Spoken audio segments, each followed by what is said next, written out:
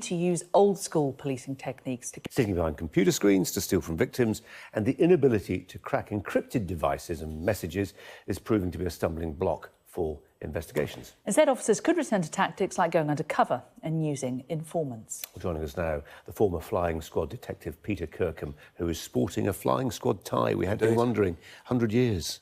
100 years. Job's changed a lot, hasn't it? There will be those people who say it's an anachronism, fire up the Quattro, etc. It's not an anachronism at all.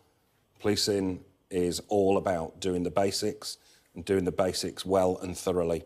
And tried and tested techniques work well. Yes, the world has moved on. Yes, we've got technology.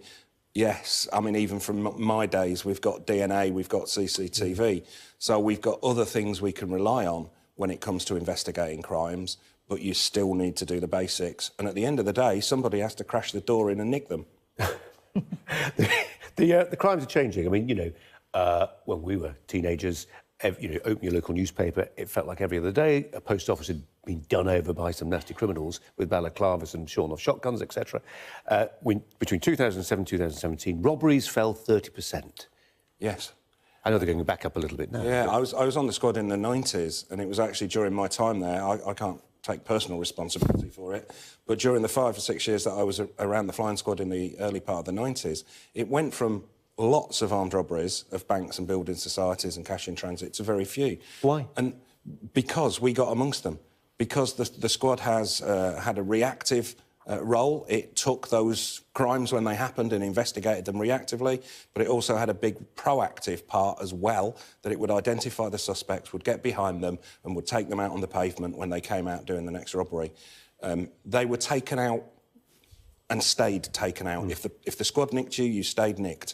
And that hard policing, that really brought the lesson home. They went, too difficult, and you were getting serious sentences for it, and they said, we'll move on to something else. And it was always to get the money to get into drugs, but they moved into fraud, and now with internet fraud, they've moved, large numbers of criminals have moved into that. And kidnapping. That's becoming part of the flying squad's remit now. Yeah, kidnapping's always been something that the squad's helped out with. It was part of the specialist organised crime unit at the yard, but they didn't really have an operational wing, so the squad would always sort of be the street officers for that. I understand that now the reactive side of it's been passed to them as well, which sort of makes sense. Armed robbery has changed, robbery has changed, serious organised violent crime has changed, and the squad has changed with it, and that's right, but you mustn't forget the basics. With a tie like that to wear, it's hard to believe that there was a shortage of detectives. But, I mean, that's a story we've covered in the last year, isn't it? The Met, in particular, struggles to recruit people who are willing to do the hours required by the job. Yeah, it is, and the squad suffered a little bit, but broadly speaking, they've had it a bit easier than the divisional detectives. The workloads in divisional detective work, the divisional CID offices, has become insane, and the stresses that go with that. Yes, the response teams have always been busy, but you go home, you've nothing to bring back the next morning.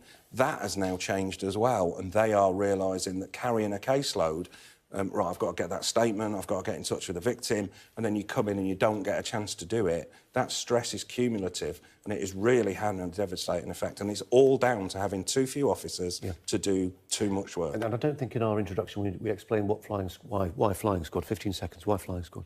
When it was originally formed, they used two tenders from the Army Air Corps, or the beginnings of the RAF. Yeah. So the Flying Squad... I was hoping for something a bit more interesting, Peter, frankly. Stuck from them, I understand. Peter Kirkham, thanks very much. Thank you.